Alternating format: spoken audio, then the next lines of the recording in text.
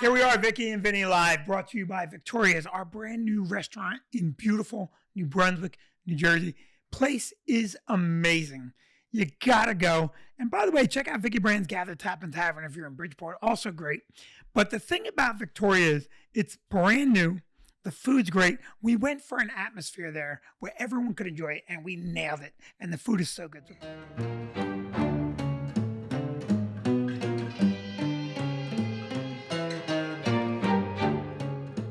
It's Halloween, so we're in a spooky house today. Woo! And Vicky has a coat on, which is going to disappear like magic. No, that's fine. We are there. It's Tuesday. I'm pumped. Why? Because we're going trick-or-treating. It's Halloween, my favorite non-holiday holiday. Americans have too many bullshit holidays.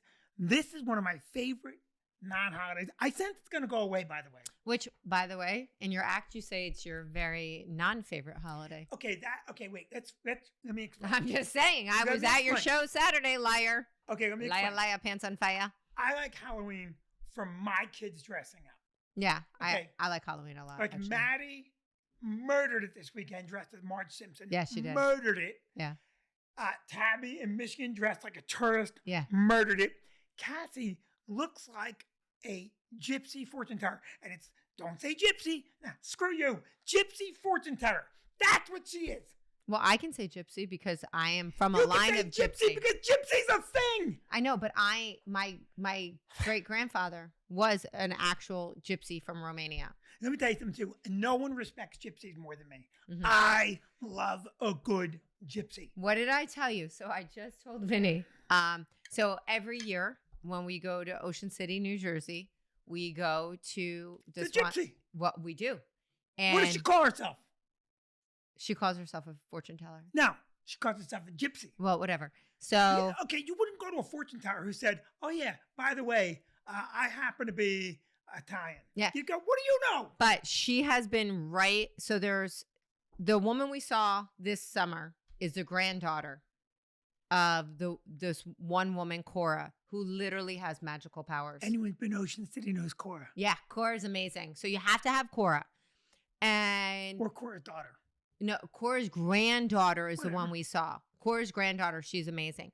So Cora herself told someone in our family certain things that all came true. All of them. All of them. The first one is that this person was going to get a divorce and they were married at the time. And the person kind of fluffed it off. And I swear to God, a couple months later, they got divorced. Okay, but in a sense, that's a 50-50 lab. Right, What's 50-50. the divorce rate in this country right now? Let's just see. It's 50-50. We're going to try and I parse think out it's the 50%. information. Yeah. Okay, because even right now in this podcast, with you trying to I like a gypsy because I think it's mystical and fun. You like a gypsy because you think it's real. It is real. It is real. If you get a good one. The divorce rate. Okay, keep talking while we wait. 35 to 50%. 35 to 50? Yeah. How could it be that wide? Range, yeah. Probably depending on your geography. The first marriage is on average 35 to 50, and then second marriage is 60 to 70%. Oh, you're hanging in. Wait, second marriage? 60 to 70% divorce rate. 60 to 70% in the second marriage? Yeah. Wow. Yeah. Wow. I don't think that's right. Yeah, that's not right. Well, whatever. So anyway, so they get divorced. And right, they get back together. Was that? No.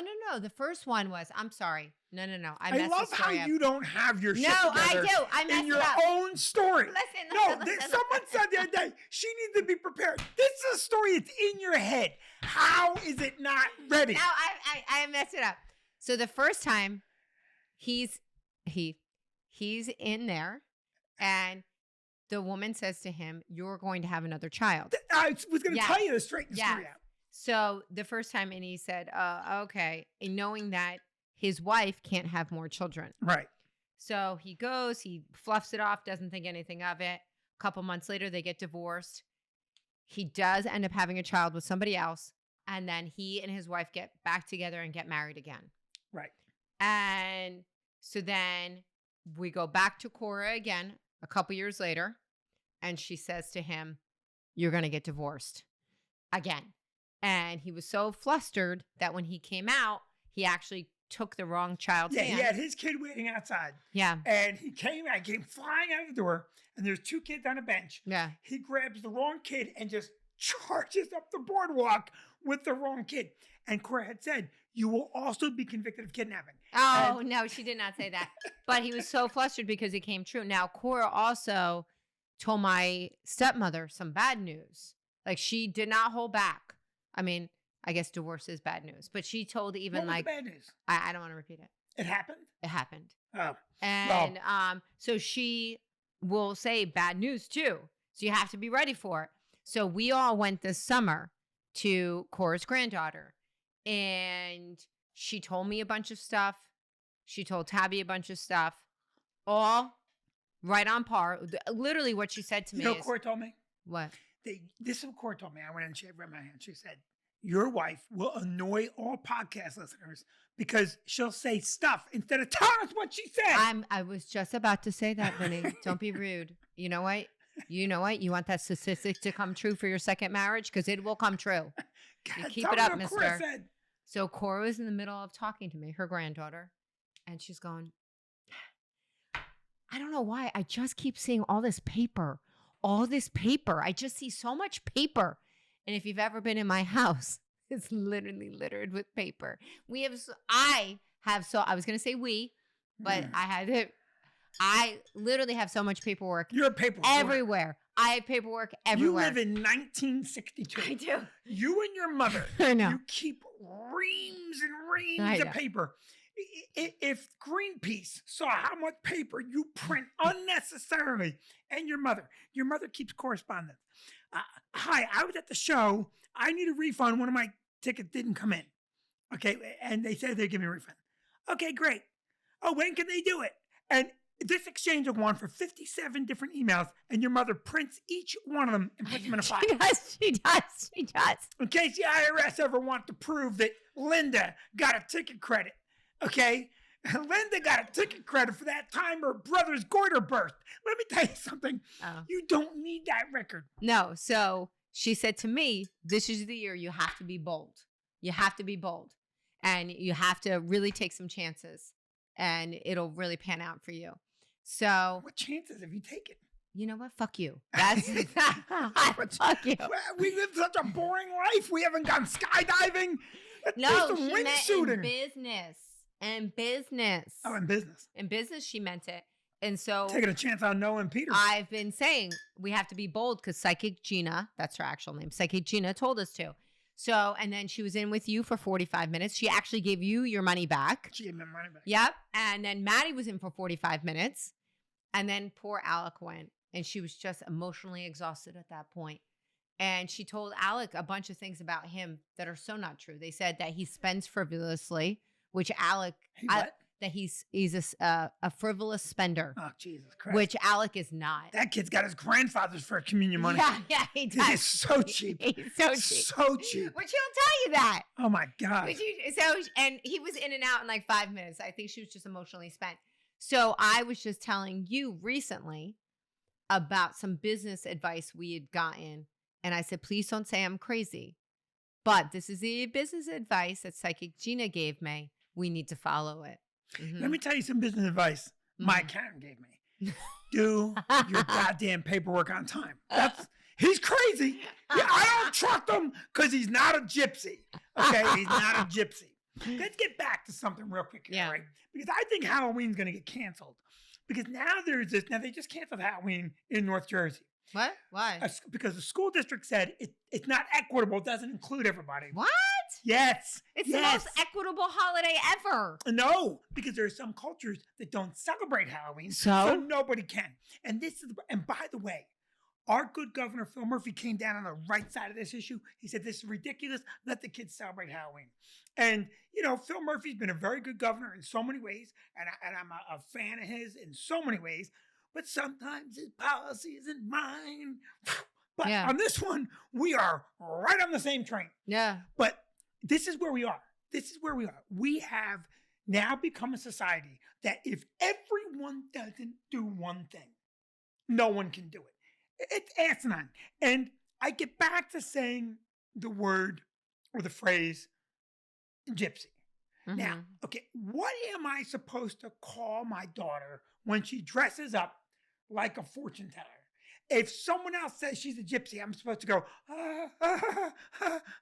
hang on. Now, if I'm not mistaken, look it up while I'm talking, the Irish had fortune tellers. Yeah. I think the Irish did it. Of course, the Romanians, which is where the gypsies came from. Which is where I'm from. But Peter, Google this. Romanians and gypsies are two different ethnic groups, right? I actually know this. So the reason that gypsy is supposed to be some sort of a slur is because when Egyptians or when Romanians migrated to England, they thought that they were from Egypt. So they slangily called them gypsies. So they went through Egypt and they called them gypsies. Well, they just thought that they were Egyptians. It's like when Columbus called Native Americans Indians. They are Indians, Peter. Well, sure. Okay. Arose by any other name, Peter. This is the problem with people like you. No, I want to address this. People like you. Here's why. All right. Now, when I say people like you, people know I'm talking to you, Peter. There's no. Okay. So the point of communication is to express a concept. So if I say to you, "Hey, look at that pack of gypsies," okay, and you look and you see Romanians, the concept is the same. I agree. Now, the problem is in malice. It's all in malice, right? What nationality are you? I guess you would say Italian and Irish. Okay, you're Italian and Irish. Wait. First he said, I guess you would say. Yeah. Like, I don't know. Does he not want to be He's labeled? so afraid. This whole generation. I don't want to be labeled as an Italian and an Irish guy. Okay, so if I were to say to you, you're a Mick, no problem. No, right? No problem. But if I would say to you, you dirty Mick, you see, it's all in the intention of the communication. Mm-hmm. That's where it all is. Now, there are some words we clearly know. The C word only has one intention. Okay, and of course, the N word. Those two words, they're about the only two words where you have to say, okay, we just can't say those words. No. Okay, and as I've said it many times, you can never say the N word. Never. It's not even, there's no other possible connotation. And the C word, you should only say if you've been divorced. Now, endearment, the Australians and the British. Okay. The C word. All right. As So, a term Noah, okay. This is another thing you're not supposed to say anymore. When in Rome, okay. Now, if you happen to be in a, let's say Detroit, and you're in Rome, don't speak, okay? No, but is it okay to say that? It's okay to say that. I think so. The point I'm trying to make is, it's all about intent, Mm-hmm. right? So if I say to Peter, Right. Well, that's Noah's point. It's all about intent. so, Yeah. let's not give Noah a point. All right. So back to Halloween and it disappearing. Uh-huh. It's gonna disappear because not everyone does it, and I don't get that. Not everybody watches football. So should football be done? Right. That's why Phil Murphy came down the right side. Kudos to you, Phil Murphy, for saying, let's celebrate Halloween. Well, I just said to you just last night, did I not say? What happened to Mischief Night? And that's an interesting thing, too. Now, Vicki, I have fond memories of Mischief Night. yeah, because you were mischievous. I was! You're But you mischievous. didn't. But if you were young, I'll never forget. I was probably about 12 years old. Probably shouldn't have been out. But if you got caught by a pack of teenagers, boy, you were in big trouble. And so I was out and I was by this house and I saw a bunch of teenagers around the corner.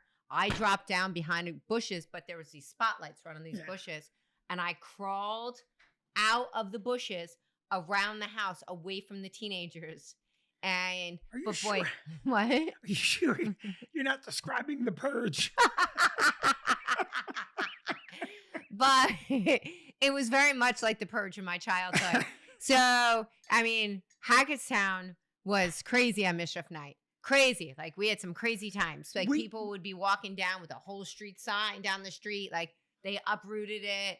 And, you know, you couldn't buy eggs or shaving cream because, you know. Well, eggs and shaving cream and toilet paper were the apparatus of our Mischief Nights. Yeah. And eggs, you know, we egged our van last year Right. to make a video. And I did not realize how bad eggs smell. Yeah. You need to get egg cleaned up quickly. Now, so when we were young and I egged Mr. and Mrs. Campbell's house, if that happened, I'd like to apologize. I don't think we egged the Campbell's house, by the way, because we hung out with Jeff. But you get my point. You were saying last night, Mischief Night's going away. They just ran an article on that Mischief Night has dissipated. It's almost non-existent. Well, I also found out though when I went to school down south. I went to school down south for just a brief time, but I think Mischief Night was more a Northeast thing, by the way. Anyway, because when I went to school down south my freshman year, I said to some gals, I said, "All right, we going out? We're gonna do this?" And they said, "Vicki, you'll get shot. Like someone will come out with a shotgun. What are you, crazy?" Well, I'm like, "What? We don't go out. We don't like rough things up outside." Okay. Mischief Night, you will get shot. Well, down I mean, south. yeah, down the Now, south, if you want to have some fun, what's now on video, we'll show a video. What is rampant now is undocumented shopping.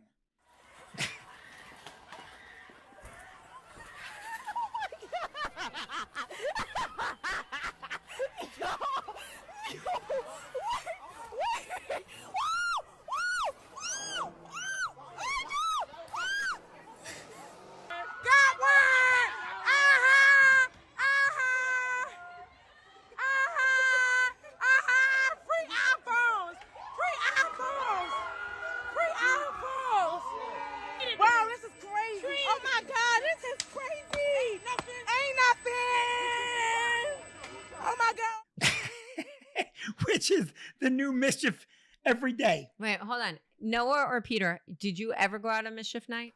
I have not. Not like no. I'm sure. Yes, I definitely used to get my hands dirty. You used to get your hands dirty. Okay, so Oh, yeah. so it was still in your town, still happening. I think Peter's Mhm. spent Mischief Night reading the classics. Oh, that Moby Dick. That's a compliment, by the way. That's a compliment.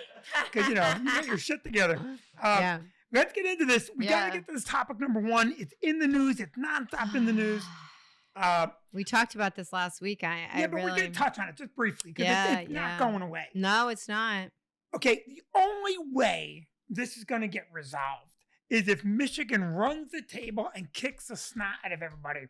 And that is possible. I'm not going to say probable because all these teams are great teams. But it looks to me like this Conor character was rogue. Right. So what Vinny's talking about is what we talked about last week, the sign stealing. Right. You going to the games, you videotaping it. But Madison actually told us last night about the manifesto. The Michigan Manifesto. The Michigan Manifesto that Conor wrote. Conor Stalions. Conor Stalions. He was a low-level employee at Michigan for Michigan University for the football team. And he bought a ton of tickets and he went to the games and he videotaped and he was stealing steins. However, he started this when he was about 15 years old, plotting to take over because eventually he wanted to be Michigan's head coach. Right. And I think what you see here is the ramblings of an ambitious, if not crazy individual Right. who went to extreme measures Yeah. to try to ingratiate himself to a program, looking down the line and creating a quote unquote standard. Now, they're making a lot of to do about him being given a $15,000 travel budget. Listen, in collegiate football, That's nothing. $15,000. The water boy has more than that for new Gatorade buckets Yeah, every yeah. goddamn game. So I think the guy was rogue. Yeah. I think that, and I also don't think I don't think there's something there. No. I think the people that are saying something there are Michigan haters. Now, the news out of the Wall Street Journal, was it Wall Street Journal or was it New York Times? Wall Street Journal. And I love the Wall Street Journal. I read it every day. Mhm. I saw the whole crash of Bitcoin long before everybody. Mhm. And I see the reemergence of Bitcoin coming through. But they said that the contract offer to Jim Harbaugh was taken off the table. They were going to pay him $10.2 million a year. Mhm. Harbaugh said that's not exactly true. I believe that if they run the table and they win the national championship, I believe that Jim Harbaugh could murder an infant on TV and still get a contract. Okay. I believe that he deserves the contract. And if you know Jim Harbaugh, not personally, obviously, I don't know him personally, look how the man comports himself. He's not a cheater. No, he's The not. man is an upstanding individual. And the people that are out to get Michigan have always been out to get Michigan. It's an unbelievable institution. By the way, interesting tidbit. Michigan has one of the only offensive and defensive lines in all of football that can read and write. So I think. Well, I also think that using the term manifesto. Yes. I mean, the Unabomber had a manifesto. Yes. Like, are we really elevating it to that same place of calling it a manifesto? I have kept secret my second marriage manifesto for 28 years. Okay. And I just think that this should all go away. And it's going to go away. Now, Michigan should beat Purdue this weekend pretty readily. Yeah, we're going to be there for it. And then it's 3 players in a row. I believe it's Penn State, Ohio State, maybe Maryland is left. Right. 3 good teams in a row. If Michigan can run the table and run it well, and then go into the playoffs and run that, this is all going to be taken care of. And what they'll try and do, they'll try and hang a black mark on a championship. Listen, at this point now, if you're playing Michigan and you suspect there's sign stealings, do some homework and make up new signs. Right, I would think so. Because at this point now, Michigan State had no signs and Michigan embarrassed them. So I think it's all going away. I love this next story. You want to jump into it? Oh, you love that next story? You love that next story. Because this is what I've been talking about forever. Well, yes. So the next story is the magic mushroom pilot, which, by the way, so when the story broke, I've been following this story. It was an Alaska Airlines. A pilot was jumping a flight. So he was on the jump seat. He wasn't scheduled to fly himself. And he tried to take over the controls. Right. And it came out that he was high on mushrooms and he was 40 hours sleep deprived. And I think it was his wife who basically said too, like, he would never hurt anyone ever. Yeah. But I mean, he tried to take down a flight. He literally tried to take down a flight. But he wouldn't have hurt him at that point. It would have been the flight landing hard that would have caused that problem. Okay. This is why the story interests me, Vicki. Right. Because the cultural the cultural slide that we're in right now, all right, where suddenly mushrooms are good and they have a quality and there's good trip. There's no such thing as a good trip. Yeah. There's no such thing. Okay. If you got high and you enjoyed it, that's not a good trip. Okay. It may have been a pleasurable experience for you, but there's no such thing as a good trip. Right. Okay. And so here's a guy, he gets on mushrooms and decides, and now he's facing a million charges, including 83 counts of attempted murder. Yeah, he's in a really bad spot. Yes. He's in a really bad spot. Yes. And they're trying to say that the mushrooms may not have been active at that point. But this speaks to what I've said forever. Once you go inside the brain and you start pulling levers and you start doing things, let's introduce some marijuana, let's have some fentanyl, some heroin, let's add some mushrooms, let's add some scotch, a second marriage. Let me tell you something. When you start monkeying around with the controls, you change the dynamics of your brain. And you're no longer a competent individual in that you are no longer yourself. No. You're now something you've become. So to me, if you're a pilot and you have a mushroom habit, you should lose your license. Yeah. Because unless we tested you on mushrooms and you're like, look at all the pretty clouds and you fly. Well, I also think that just because someone's a pilot, if they're jumping a flight, they should be in the back of the bus, buddy. Back of the bus, because we haven't checked to make sure you're not drinking. We're not on mushrooms. Like, I'm sorry. Yes. I think that before someone flies and they're in that cockpit, there should be a sobriety test. Yes. They should have to be subjected to a sobriety test because you have so many lives on, you're responsible for. And he should not have ever been allowed in that cockpit. According to the article, before the flight, He was having a visible nervous breakdown and told the flight crew he needed to be subdued. Yeah, sit behind me. Sit behind me. Yeah. Sit behind me. And you know what? Here comes a good old-fashioned knife with that steak we're going to give you. What kind of... See, this is the thing, too. I keep saying it over and over again. If the world would let me run the world, I would solve so many unnecessary problems. What would All right? Vinny do? Huh? What would Vinny do? Oh, okay, first of all, I agree with you. And this is something I don't like to say. I agree with you. That why is a pilot allowed to sit behind the other pilots doing their job? Yeah, no. Because even if during the flight he gets giddy and says to one of the pilots, pull my finger. Listen, you have a job to do. Yeah. You shouldn't have someone behind you. If I'm a pilot, I don't want that guy behind me going, is that what you're doing with the rudder? I don't do it that way. I don't want any part of that. No. Sit in the back of the plane where you belong. Yeah. So I agree with that, right? The cockpit is used for autopilot, and if you're single, good-looking stewardesses. Mm-hmm. That's what the cockpit is for. Now, that's number one. That's what I do. Mm-hmm. Number two, you want the whole thing or just a short list? Just a short list. Okay. So you know how these stores are getting mobbed and robbed? Yeah. All right. Listen to me before you say no. Listen to me. All right. So imagine. Oh! I didn't know we were doing a whole list of what you'd make the This, world I better. said a short oh, list. Shit. A short list. This podcast will go on for hours. Trust me. This is just a short list. Listen to me. I'm tapping out. All right, just hear me out. Imagine you're in a store Mm-hmm. and here comes the mob. They're going to take, whatever they're going to take. Imagine a manager being able to push a button Mm-hmm. and immediately iron doors drop down. Now you're in the store, you're trapped. Yeah. And then simultaneously, a sleeping gas. Everybody takes a nap. Everybody, employees, shoppers, everybody takes a nap.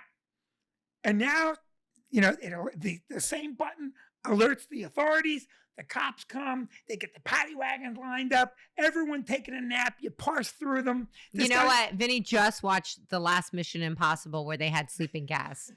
Where the doors got closed. He literally just watched that. So I guess you're getting tips from Tom Cruise now. But wouldn't that work? Yeah. Could you imagine? You go in, you stash yourself a couple items at the Walmart. Boom. Mm-hmm. Nap time. Mm-hmm. Nap time. You wake up. You're either in handcuffs or you have a gift card for the inconvenience. It's one or the other. Okay, I'll solve more problems every week, but that's that one. Yeah. Go ahead. All right. So lastly, because this has to be I love a this fast podcast today because it is Halloween. I love this. And I have a Halloween party to get to. Mhm. So a 75-year-old Italian mother had to kick out her 42 and 40-year-old sons for freeloading at her house.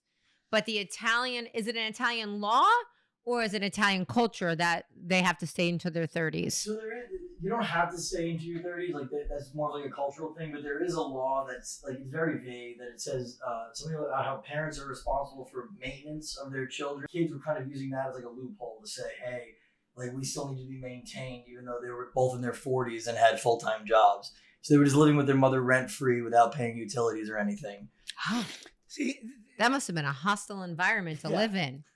Wow. I'm so happy she won the case. I have said this to many of my friends.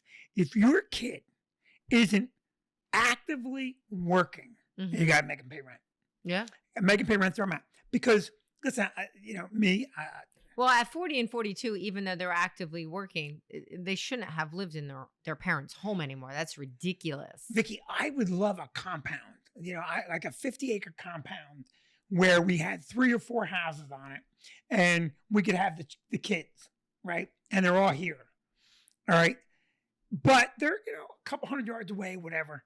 And as long as everyone's paying, right? Just hear me out. Now, we have a nice little piece of property here. We could build 3 other houses on our property, right? And now they live here and they contribute to the overall thing. And then you say to Maddie, you go buy a house in ski country. Tabby, you're going to go buy a house in Arizona. And we're all going to chip in. We're going to have all these homes everywhere. We're not rich. We need to collaborate. Now, in that environment, I would have the kids with me. I don't think Maddie nor Tabby would want that. I think because they're cheap. I think that they would want you not popping in all the time. No, I wouldn't. What are you kidding me? I wouldn't pop in. I don't pop in. Oh, please. I do not pop in. You do I a pop in popper. nowhere. Name one person I popped in on. I'm not a popper inner. On Maddie and Tabby, you would pop in. We wouldn't pop in on anybody else. It's funny because at the club and at the restaurant, you are super social. You are Mr. Like, yeah, talking to everyone. The moment you get to this house, it's like your iron gates go down. Yes. It's Yes. like iron gates.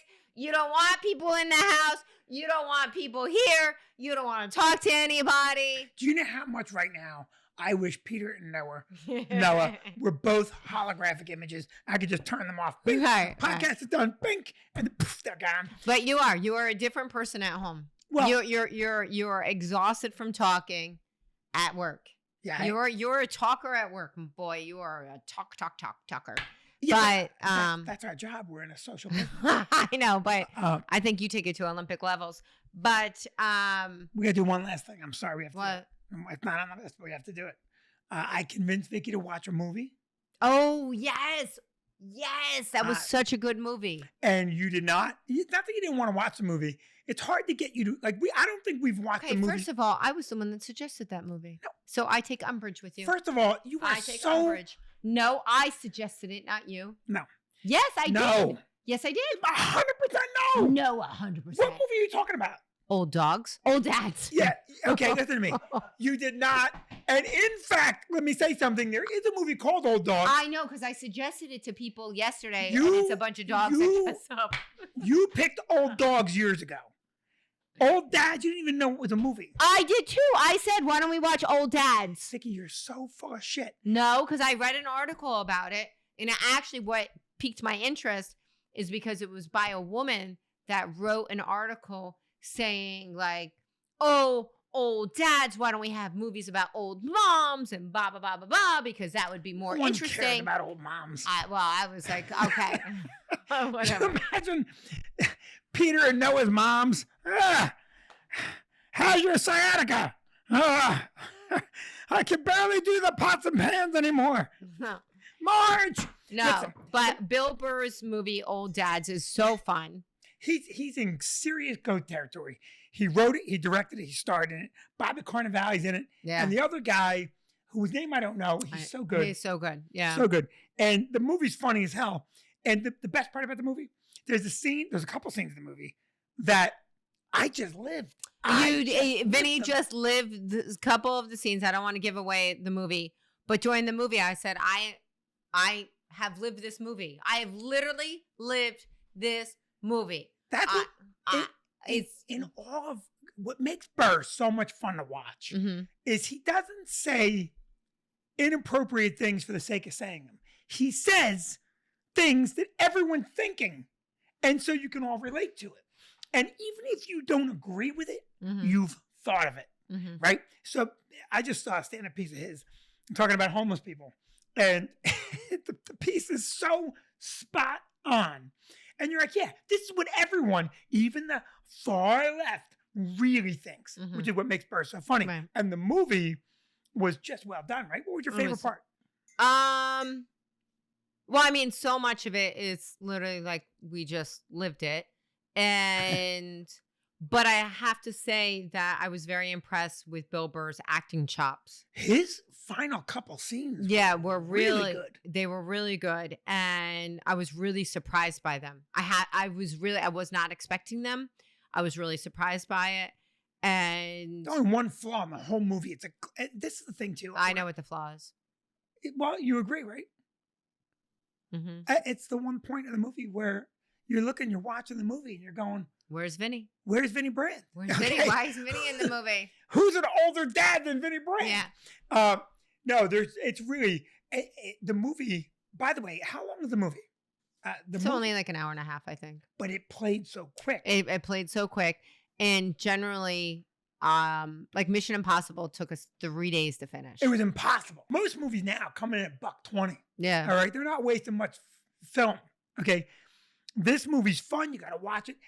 I don't think they're allowed to promote the movie now because of the actors strike. I think they're not allowed to. I think that with the actors union, I don't know this. I'm surmising that the actors union is saying, don't promote anything right now. Well, it's because funny. it helps the studios, not us. You know, it's funny you should say that because we just went to the Taylor Swift movie with the kids. I'm sorry. I'm a bunch of moms. Right. And we did not, because while yeah. I love Taylor Swift, I do not like this red lipstick. Okay, I get it. You're a Chiefs fan. Okay, maybe she always wears red lipstick. that red. Yeah, okay, whatever. Huh. And but normally before movies, there's a whole ton of trailers for upcoming movies. And if I'm remembering correctly, it was only a trailer for Beyonce's, which is also Beyonce has a backstage look at her concerts coming out. And That might be, though, because that would be the studio promoting. I think these guys aren't going on to talk shows and saying, go watch this movie. right. Because the movie, because the production companies make more money. I got you. I think. I don't know. But the important thing, you want to laugh hard, Yeah. go watch Old Dads, starring Bill Burr, Bobby Cannavale. What's the third guy's name? Because I don't want to not say his name. Bokeem Woodbine. Bokeem Woodbine. Bokeem Woodbine. God, I can't. Bokeem. Bokeem. Yep. Bokeem Woodbine. hmm It was very, very good. Yeah, it was. I love the movie. Bill, you are seriously into deep Mhm. goat territory. Yeah. Put me in the next movie. Would it kill you? Yeah. Would it kill you? All right. Happy Halloween, all. Love you all. Bye.